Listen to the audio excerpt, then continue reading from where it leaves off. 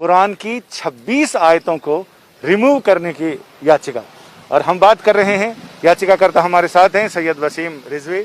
वसीम साहब, ये कौन सी 26 आयतें हैं जिसको आपने रिमूव करने की अर्जी लगाई है सुप्रीम कोर्ट में?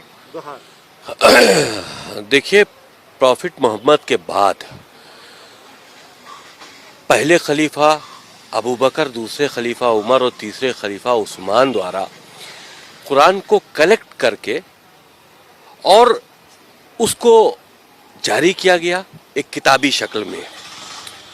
कुरान के अंदर कुछ आयतें ऐसी हैं जो आतंक को बढ़ावा देती हैं, वायलेंस टीचिंग। हम आज हिंदुस्तान के अंदर एक ऐसी तंजीम काम कर रही है जिसका मकसद है कुरान के खिलाफ मुसलमानों को भड़काना, जिसका मकसद है शरीयत मुहम्मदी सल्लल्लाहु अलैहि वसल्लम के अंदर ना होते हुए भी बुराई को निकाल कर मुसलमानों को जलील करना, इस्लाम को जलील करना और दूसरे मज़ाहिब के लोगों को इस्लाम के लिए और मुसलमानों के लिए बदज़न करना।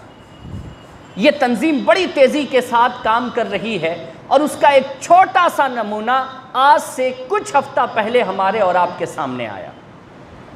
कहने वाले ने यहाँ तक कहा कि कुरान की 26 आयतें निकालनी चाहिए, क्योंकि उन 26 आयतों के अंदर जिहाद का मामला है और जिहाद किसी भी इंसान को अच्छा नहीं बनाता है, बल्कि जिहाद का पढ़ने वाला, जिहाद का समझने वाला, जिहाद का पढ़ाने वाला, जिहाद का समझाने वाला, ये सब आगे चलकर आतंकवादी बनते हैं।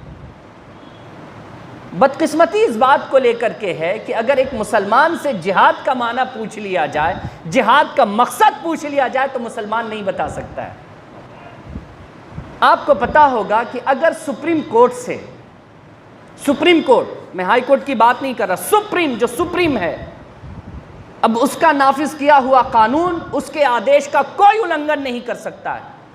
अगर आदेश जारी हो गया तो हो गया, अब उसके अंदर कोई तरमीम नहीं, कोई बदलाव नहीं। अगर सुप्रीम कोर्ट से अल्लाह न करे किसी भी आदमी के लिए ये आदेश जारी हो जाए, अब वो आदमी कौन है पहले सुन लीजिए।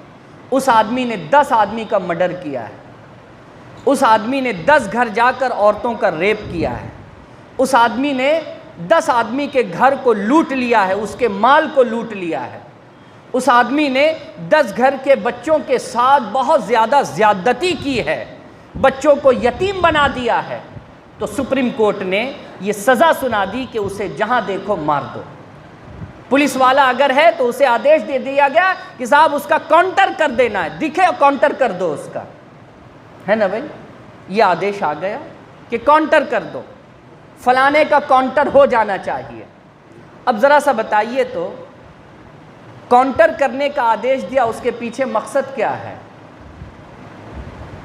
सुप्रीम कोर्ट ने जो आदेश दिया कि काउंटर कर दो, मार दो उसको, उसके पीछे मकसद क्या है सुप्रीम कोर्ट का? क्योंकि ये 10 आदमी का कातिल है, इसने 10 औरतों के साथ ज़्यादती की है, बलात्कार किया है उनका, इसने बच्चों को यतीम बनाया है, 10 लोगों का माल इसने खाया है, इसने बहुत ज़्यादा लोगों को सताया है। ऐसे आदमी को समाज में जीने का हक नहीं है, ऐसे लोगों को मार देना चाहिए। तो ये बताइए कि सुप्रीम कोर्ट का ये आदेश सही है या गलत?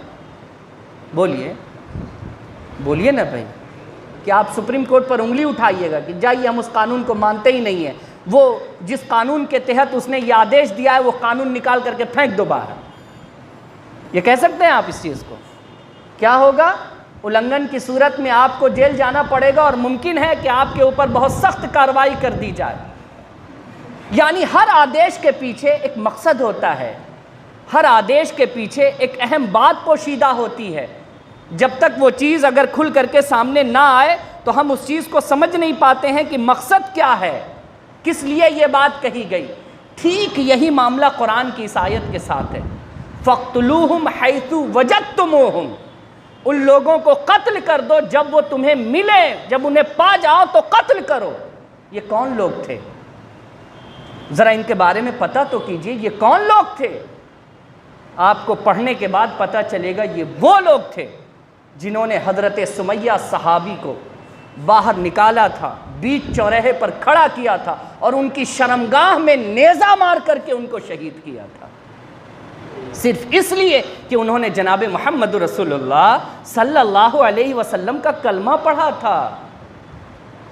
اگر اللہ نے ایسے کو مارنے کا حکم دیا جس نے ایک عورت کے شرمگاہ میں نیزہ مار کر کے شہید کر دیا صرف اس لیے کہ اس نے اللہ وحدہ لا شریک کا کلمہ پڑھ لیا تھا، اس نے 300 خدا 360 جو بت تھے ان کے آگے سر جھکانے سے منع کر دیا تھا، اس نے بیٹیوں کے زندہ دفن ہونے کا جو ہے وہ احتجاج کیا تھا، مخالفت کی تھی، اس لیے اس کو شہید کر دیا گیا۔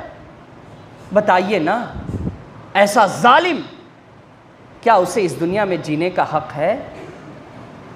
بولیے آپ، حق ہے اس کا؟ پڑھیے نا، پڑھیے گا تو آپ کو سمجھ میں آئے گا کہ قرآن نے یہ حکم کب دیا تھا۔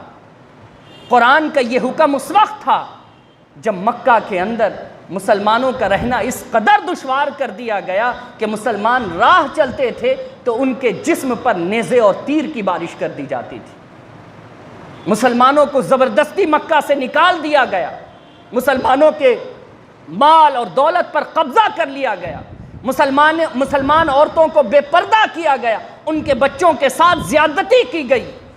اب ذرا مجھے بتائیے کہ ایسے آدمی کے بارے میں اگر سپریم کا یہ آدیش ہے کہ اگر ایسے لوگ تمہیں مل جائیں جس نے ناحق حضرت سمیہ کا خون بہایا تھا، جس نے ناحق غریب مسلمانوں کی زمین کو لوٹا تھا، مسلمان عورتوں کو بے پردہ کیا تھا، انہیں مارو کیونکہ آج تم حکومت میں ہو اور طاقت میں ہو، تو بتاؤ یہ قرآن کا فیصلہ غلط ہے؟